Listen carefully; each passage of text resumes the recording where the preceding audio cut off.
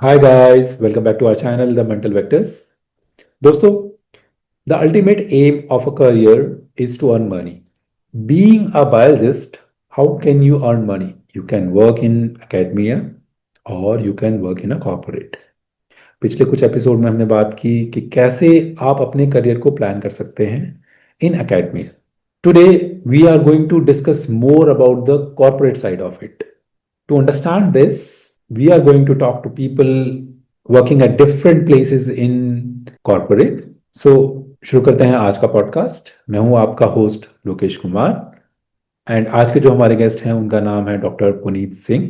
He is working as a scientist in the corporate sector in a pharmaceutical company in the UK, and he's having a lot of experience in this field. So शुरू करते हैं आज का podcast and बात करते हैं doctor Puneet Singh से. Hi Puneet, how are you? I'm good. How are you doing? I'm good, thank you. So Puneet, can you please tell us about yourself, please? I'm a scientist by training, molecular biologist. Did my master's in India, moved to UK for my PhD, then a postdoc at University of Edinburgh, then University of Oxford. That was before around COVID time, moved to industry. I've worked in industry for like 4 or 5 years now as senior scientist in different companies. So I have a bit of experience in both academia and industry in pharmaceutical and cell biology. Nice, Puneet. This is a very impressive CV. So, यार पुनीत, जैसे आज तुमने बताया कि you did a bachelor's or I would say BSMS course from ICE Trivandrum. So, can you please tell more about that? How did you get into BSMS course? If somebody wants to get into that course, what is the way? Yeah, I applied. I joined in 2009, so that was a very long time ago. So they might have changed the rules by now. But जब मैंने apply किया था, तो they were taking students based on two examinations and one national level. So you can get into a BSMS integrated course by giving the IIT exam, which is the way I took. Second was a KVPY exam, which I'm not quite very well aware of, but there is a KVPY exam which people can give after boards, I think. And then that's the second route. And the third route, if you have a very high marks in your state in 12th, I think there's a cutoff for each state that they have or they used to have at that time. So these are the three routes that used to exist. अभी तो थोड़ा और research आपको करना पड़ेगा. It's a great course. Like they teach you quite a they give you freedom to choose at the end, but if you want to be a scientist, you want to explore what science is about, I think it's a good course to join. Yeah. Okay, so when you said there are a few ways to join, like on cutoff basis पे भी हो रहा है, admission entrance exam पे भी हो रहा है. So can you please tell us a little bit more about the entrance exam? What entrance exam it was? Can Yeah. you tell us a little bit more about that, please? Yeah, so the IT JEE exam, they used to take students from it. I think there was a main list and then there's like an extended list. So people who are in those lists, if they don't get into IIT, there was an opportunity for them to apply to, I think, ICES and I think ISRO, one of the institutes. So there are more opportunities for people who are very good but haven't really gotten the rank in the exam to go into an IIT, at least for in that year. They have more opportunities to explore. There are very good colleges that take people from these examinations. The institutions know these people are good. They're just unlucky, or just the competition is so big that they haven't gotten that year. So there are good colleges that take students from IIT. KVPY is something similar, I'm sure. It's like school-based exam. There were very few students back then from KVPY, so I don't know much about it. But it's just another entrance exam where which people give, and they get into different colleges through that. Okay, so when you are saying that it was a AI exam, right? You are talking about AI exam. Yeah. So उसके लिए class 12th में normally do you need chemistry, biology, mathematics, physics? Because for this sort of exam, you need to have mathematics in your class 12th. Is it the case for you as well, or? Yeah.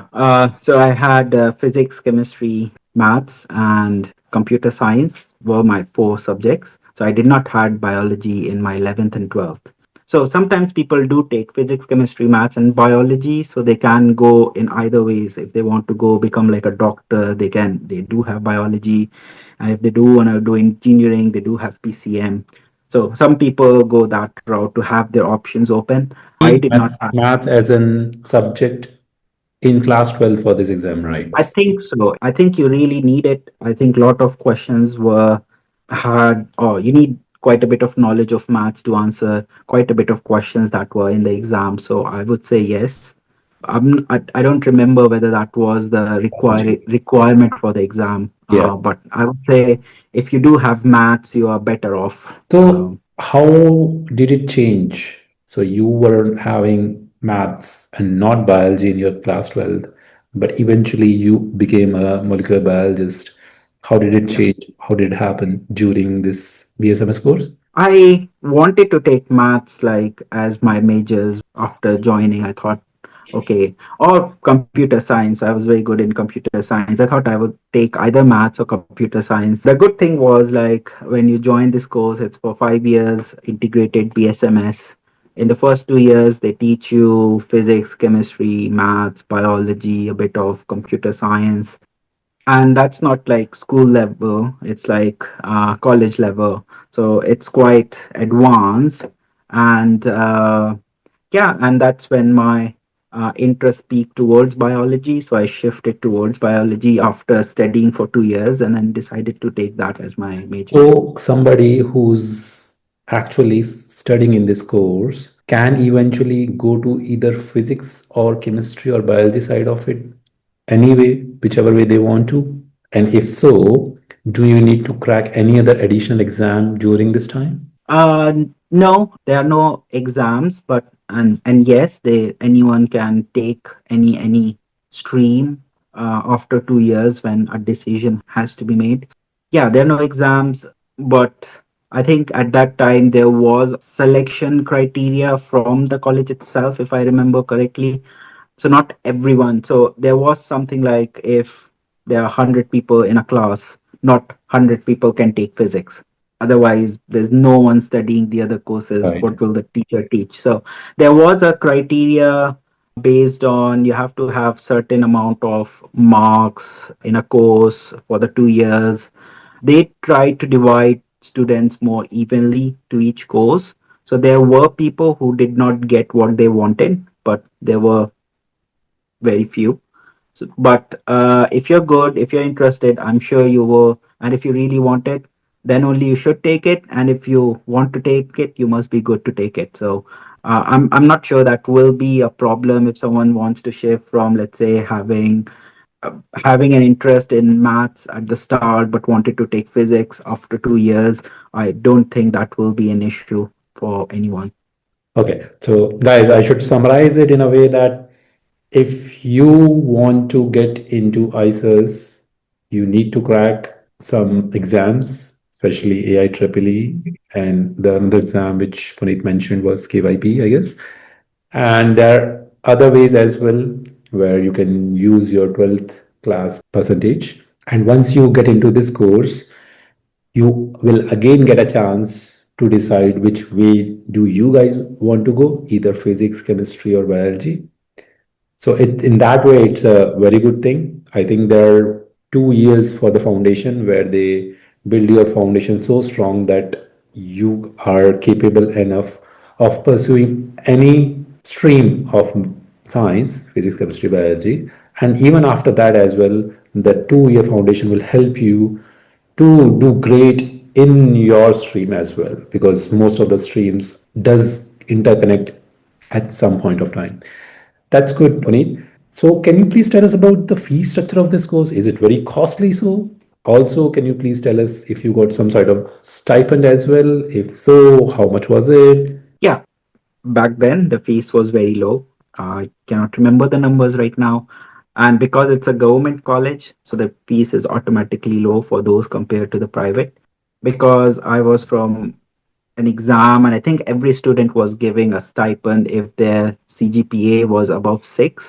And if they have maintained the CGPA above 6 every semester, for the next semester, they would. keep getting this stipend. It's only 5,000 rupees back then. I'm not quite sure how much it is now. It must be higher because of inflation, but also the fees would have gone up. And we used to eat in a mess, stay in the college hostel. So our expenditures weren't that much. I won't say I would have spent a lot of money during these 5 years just because I got some money that I used to pay the college fees and the food. Oh, that's a very good thing, actually, Puneet. See, in most of the colleges, you don't get a stipend, first of all. You're getting a stipend here. That makes you independent a lot. If you talk about the fee structure, yes, the fee structures are way too high for a lot of private colleges. This one is a government college and the fees is low. That's good. Maybe it has changed. So, guys, if you want to know more about the fee structure of this course, please write in the comment section and we will try to find out how much it is right now. Plus, if you want to know more about the entrance exams for ICES specifically for this course, BSMS, also please write in the comment section. So, Puneet, you didn't have to go for a master's because it's a BSMS course, right?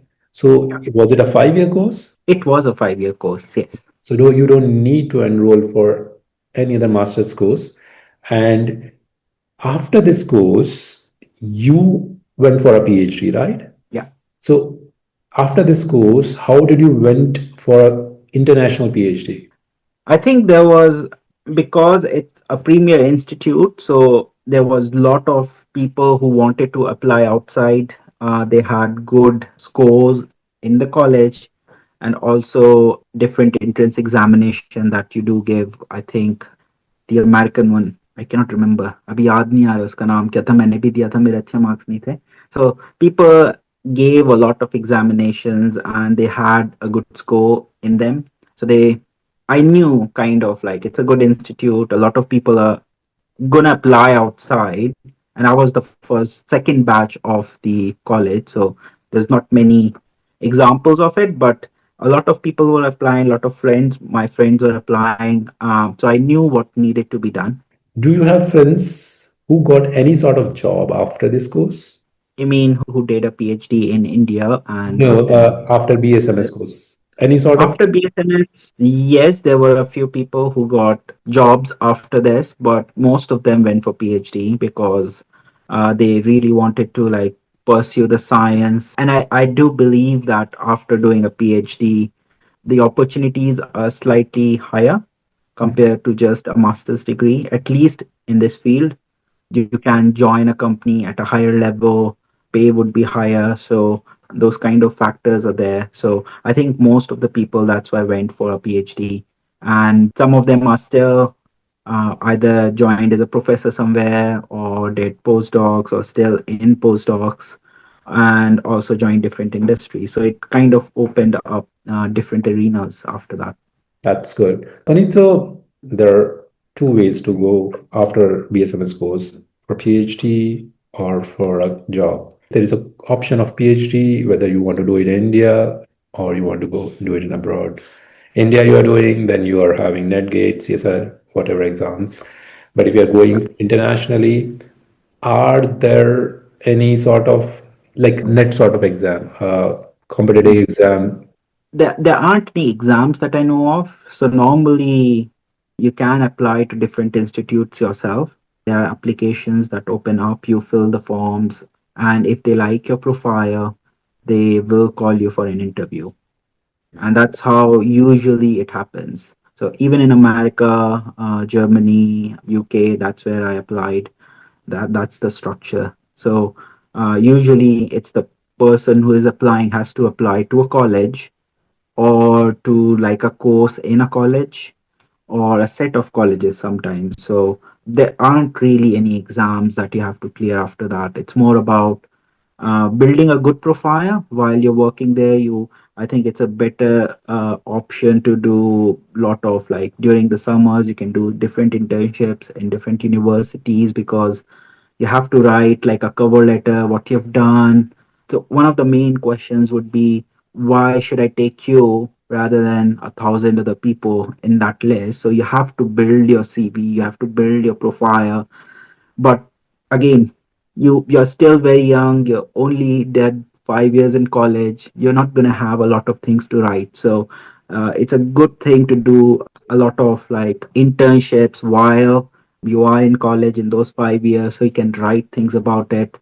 So again, you have to write that, like a cover letter that you have to write.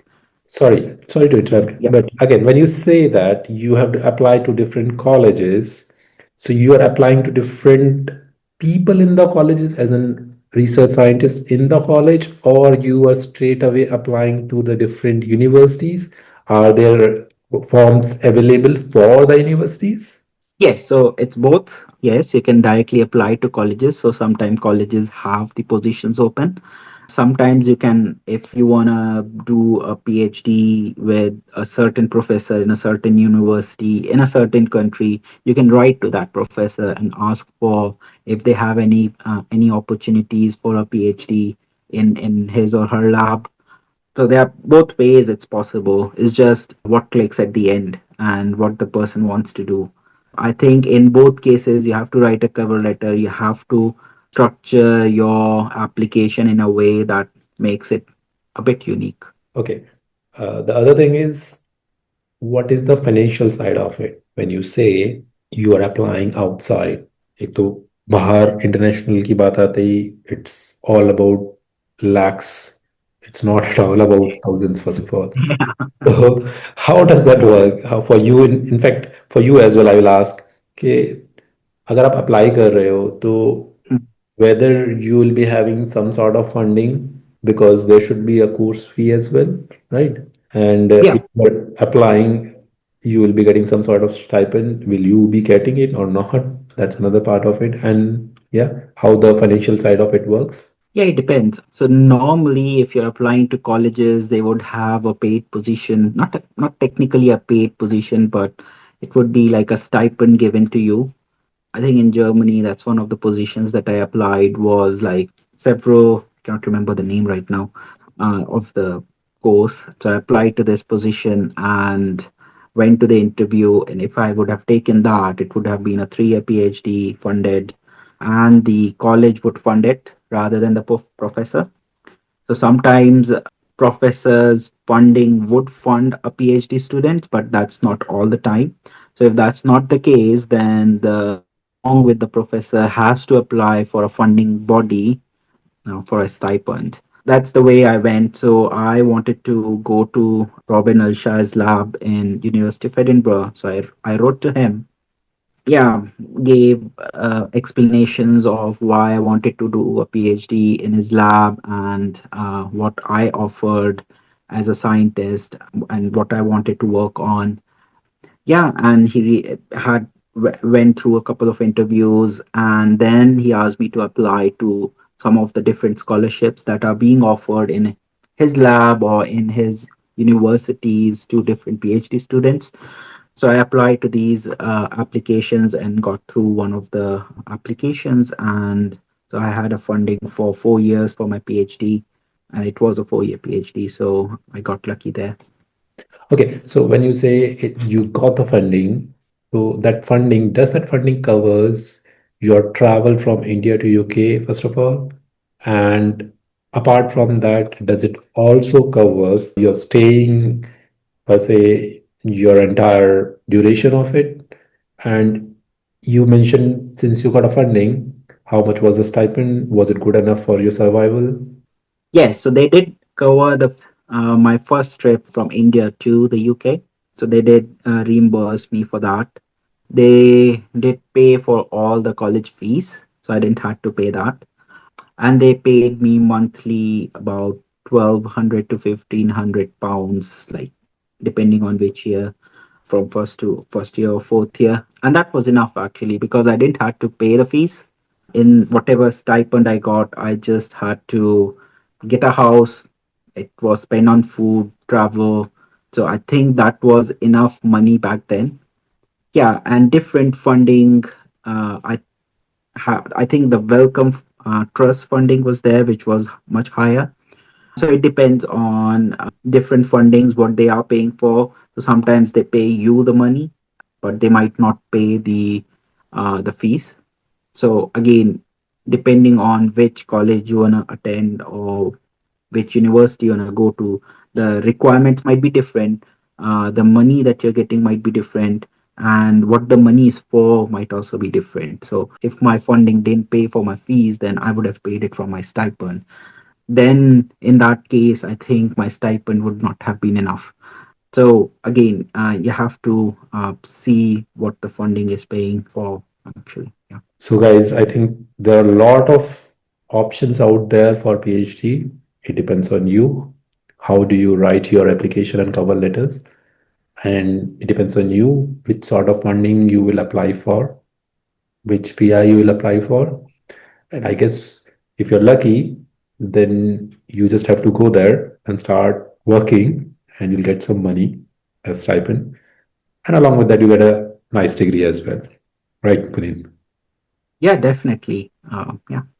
Okay, Puneet. One more thing I'll ask. So, you have friends back in India who's doing the PhDs. You did your PhD outside in UK. Can you compare between these two, like maybe the tenure, maybe the stipend, maybe the people's perspective or the cultural issues? How different a PhD in India to the UK is? In the UK, the PhD can last anywhere from 3 to 4 years. In India, it can be 6 or 7. So Yeah. I would say, I mean, I think that's the lower end of the spectrum. So in terms of the tenure of the PhD, it's vastly different. In terms of what you get out of it, it depends on you and your luck. I would say if you do a very good PhD in India, have a lot of good papers and good journals, you have good options. Same here. If you're lucky, you'll have good research done, you have good output of it, you'll get good papers and good journals. And I think that's what opens the door for the next steps.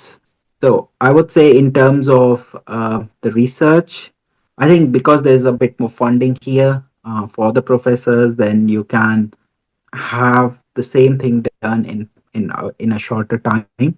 So maybe that's why it takes longer in India to do a PhD, because you have to wait for the funding, you have to wait for the resources to come through. But at the end, I think it's the same. If you have a good PhD, you'll have, I believe, you have similar level of opportunities after it, no matter where you do it from. Okay, Puneet. What are the visa requirement of having a PhD in the UK? And easily मिल जाता है कि नहीं visa first of all, and formalities, how do you do it, and can you stay after your tenure is over for PhD as well? So please tell us about that. Yeah. First thing I'll say is what I've been through would be different, and the rules are changing very often. So you should look at the rules at that moment. So I think the visa is quite straightforward. If you have joined a good PhD course, a good college, they would apply for a course, which they apply on the government website. So you get a course a letter from them, which you use to apply for your visa, which is very straightforward. You have to clear an English exam, IELTS or TOEFL, which you have to say, okay, you're proficient in English enough. Baki sab to, it's very straightforward. You just fill in the application with all the documents. Then it's pretty much straightforward. So there are no issues with the visa. I think it's just So you get a getting 4 year of it. visa or 5 years of visa first, depending on your tenure So of. my PhD was 4 years, so they gave me the visa for 4 years. So if someone had a PhD course for 3 years, I think they might get it for 3 years. When I joined, there is a post-study work visa. At that time, I think it was 1 year, so you can apply for this separate visa, which is 1 year. More recent times, I think it has been increased to 2 years. So again, it could change. So So look after into it. finishing But your course, you are allowed to stay for 2 more years if you apply for this visa, right? yes, That's what you're saying. so, Okay, so I think it is a PSW visa you're talking about, right? yeah, yeah, So I'll just summarize in a bit again. yeah. Good. If you are getting a PhD outside UK, you can apply for visa depending on your course. The tenure will again be according to the tenure of your course, and it will not be difficult to get this visa because you'll be getting most of the paperwork done by the university.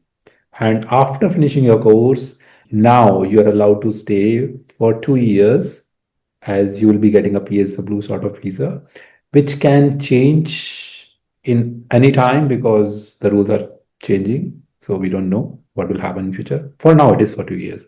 So Puneet, in those सालों में, can you work anywhere or you have restrictions? One thing is during your PhD, I think you are allowed to work 20 hours. During your PhD, you'll have a student visa, which is different from work visa. So in that, you can work for 20 hours, if I remember 20 correctly. hours a week. Yeah.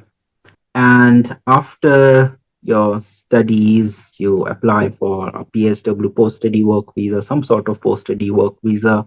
There are no restrictions on that. You can do anything Anything, in okay. that time, which is good. But again, ideal would be getting a job in the field that you want to work in. That can be challenging and hard at times. So So when you say you can work anywhere, it can be if you will not be able to get any job in your field, you can think yeah, of getting a different job as well for the time being, and it is fine yeah, with visa, yeah, right? it's fine. Yeah, so that's what I meant. You can work in any job in those 2 years. After that, if you want to work, you have to apply for a work visa. For that work visa, the company needs to have a license to sponsor you. So that's where it gets tricky, and people sometimes find it hard to find the right job in their field because sometimes the company might not have a sponsorship to sponsor you because there is a cost associated with it. The company might not want to pay for that. So the good thing is you get about 2 years to keep applying and hopefully get into it. But in the meantime, because you have invested so much time and money into getting to UK and doing this course, it's better to do something, get the bills, because even if you're living here, the bills accumulate every month. So it's better to find something in that moment and then keep applying for this for the duration of the PSW, and hopefully get a job in that time with a company that can sponsor you. Okay, so Puneet, after PhD, there are two ways to go. Either you go for academia, being a postdoc, you Yeah, go from industry, corporate side of it. I know that you have gone through a small postdoc as well. And since we have talked about postdoc in our previous episodes, we'll not go yeah. there. So, is it difficult to get a job in industry where they sponsor you? So most of the universities have the license to sponsor someone. So at least one of those factors is not there. Any company may or may not have this license. So either they apply for this license and then hire an employee from outside UK, or they just hire someone within UK. So postdocs, yes, it's easy to get a visa because the universities have the license. With the company, they may or may not have it. But there are some companies which can provide the sponsorship, right? Yeah, online, I think there is a website where you can search whether a company has a sponsorship license or not. Sometimes company hire a secondary company to sponsor someone, but work for a different company. So I think that also happens. So it's just sometimes companies find a way to hire people from outside UK. Okay. Okay. So how do you apply for a job in the UK? Do you search online? You talk to friends for references? Do you have any other mean? How do you apply? How did you apply for your job? Uh, Different times, different ways. So yeah, so I've had three jobs after my postdocs. You can apply directly to the company website. There are opportunities on each company website. If there's something that piques your interest, you can apply for that. There are more websites like LinkedIn where jobs from different sectors, different industries, different companies will be advertised on it. So you can apply on LinkedIn to different jobs there. You can apply, you can talk to people, dedicated to contact us, where you can contact them directly even if the opportunities are not there on their portal. But if you are interested in that company, you're really interested in what they're doing, the science that they're doing, like a hiring manager through even through LinkedIn, you can talk through a manager of a company or a hiring company and see if they know of a job that matches your profile. You can also write, so every company have and what piqued your interest, and if there are any opportunities they can contact you back. So those all things can happen, and I think there are different ways people, when they apply through different channels. You can talk to your friends if they're in a company and if they know of any opportunities in that company. So there are many different ways, and I think one should keep all avenues open. Yeah, that's a lot of information here, and people can look for different ways to apply, as Puneet mentioned. But do the companies require certain sort of skill set? Are there some skill set where people should work on? So getting a job in any company, especially in pharmaceutical, will be faster and easier. Can you suggest something about it, please? I think while you are doing your, let's say, master's or PhD, you should have an idea of which way you want to take in the future. Go through, let's say, become a professor in the future. Is that your aim? Is that your aim to go work in an industry? You have to have some sort of idea. Sometimes, like, okay, your PhD is not going good. Okay, let's switch away from academia. So those things can also happen. But you should have some idea beforehand. I would suggest looking at different opportunities in their field beforehand, like many years before. You can look at what kind of jobs are there, where they are, what companies are there. And when you look at a job description, they do write the kind of skills that they are expecting the candidates to have. At least you'll have an idea of what industry really wants, because it's going to be very different from what academia wants. So having that kind of knowledge is good. You might not have all the skills, and it's fine. It's just you have to show a way. Let's say someone is looking for a candidate who can do experiments in the lab, but also good in computer science, do some analysis of things. So you have to build your CV eventually if you're applying for an industry job in a way that, okay, you're going to be a candidate that can move from academia to industry. You have to somehow show them that. You have to have transferable skills, quite a few of transferable skills.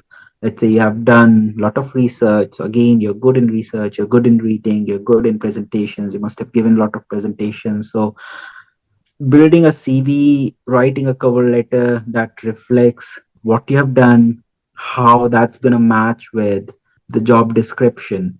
That's very important. But then the work starts from few years before, when you get to know by looking at these job description what the industry actually wants actually. And that is changing, evolving over time, and the requirements are going to be different from different industries, different jobs. Level of superiority in that job is just, you have to go and look and find what the skill set Okay. that you might want to have.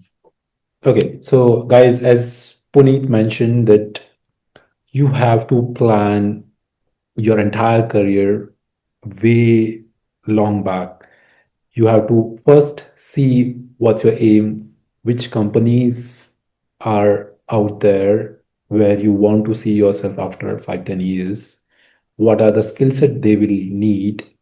So depending on that, you decide your PhD, just decide which sort of skill set you will develop in that PhD, and then you apply for those sort of industries which match with your skill set.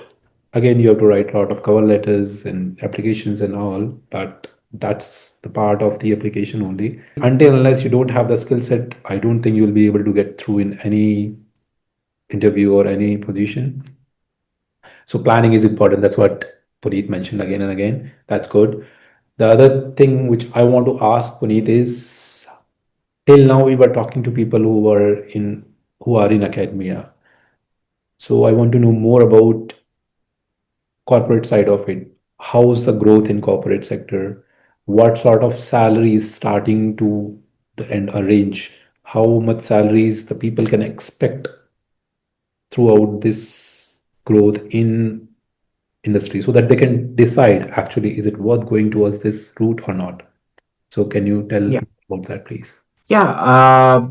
I think it's good when you apply for like a work visa. I think there is a minimum salary threshold that you need to match. And I think most of the companies obviously would offer more than that. It has changed since I applied for the first time. I believe it's somewhere above 35K per year. And the growth is definitely is good. If you stay in the industry for 5, 10 years, definitely you'll earn a good amount of salary. You'll have a good career progression within the company, and even if you change the company, you'll have good growth. So growth wise, salary wise, I don't think there's an issue. I think if you Google it, the job that you might apply to and write what the starting salary is, Google tells you. So that would give you an idea, and you can figure out whether it's good enough for your requirements or not. So Puneet, since you have worked both in academia as well as industry, you have experienced both side of it. So can you tell us what is the pros and cons of working in academia or in industry? Yeah, when you are doing a postdoc, it's your own project, so you're responsible for everything. Yeah, but then if the science, or for whatever reason, if you're not lucky, it does not work out. So let's say you start a project, you don't get good results, it reflects bad on you. I think that's a major downfall of if you have a bad postdoc, the opportunities decreases quite a bit, I think. While in industry, many times you're working on many different projects. So it's always a mix sort of thing. Some of the projects would make sense, some won't, some would give results, some won't. So I think it's, for me, at least in my experience, working in industry is less stressful. And I think it's very good for a person who likes to be in a very dynamic environment, because the projects that comes in are very dynamic. Sometimes they're very short, a few months to maybe a year. But while in a postdoc, you might be working for 2 years, maybe 5 years in a postdoc, working on the same thing. So maybe it might get monotonous over time. So yeah, those are the main, I think, differences. But again, it depends on the person. Someone really wants to learn or master one thing in science. They do a PhD, they do a postdoc, they want to be a professor, studying one thing. That's very good for that person. But I think not all would want that. I think people that I've met, they want many different things in life. And I think being in industry offers that, because you can work on many different things.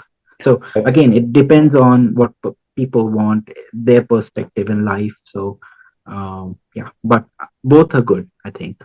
That's great, Puneet. Thanks a lot for sharing all sort of experiences you had in past couple of years in industry as well as in academia.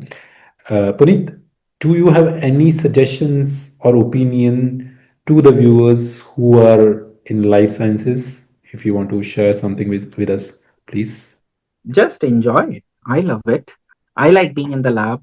I like the science. It gives me pleasure when something works. But I've been through a long PhD, and if someone has gone through that PhD, that builds up resilience in a person. So I think that's a good trait to have.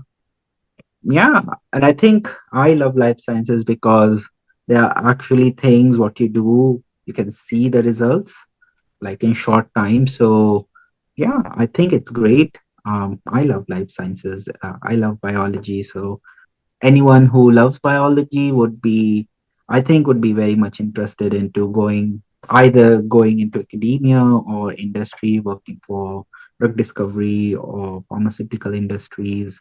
Those are the main options right now. Yeah. Great, great, Puneet. Thanks a lot.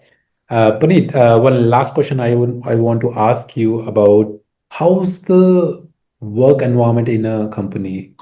So a lot of people, like I'm talking to a lot of IT people who are working in different sort of companies, and they are quite stressed and I would say pissed off of their job. But Hmm. what is the situation in the pharmaceutical companies, especially in the UK, which where you worked? I think it depends on that position in that company, the culture and the environment. I've been lucky to have worked in great places. Again, it depends on the person, the your manager, the company culture, the people around you.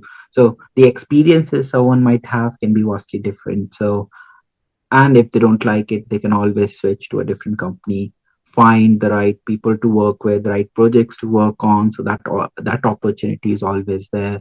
So I don't think you'll feel stuck in that environment for a very long time. If you're in a bad environment, you can always switch. Thank you, Puneet.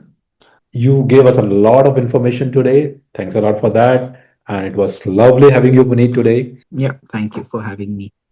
So, guys, if you want to go to industry side of the life sciences, Puneet has given us path through which you can go there, and we will get more such case studies which will enable you to plan your career and avoid any mistakes which can lead you a major setbacks.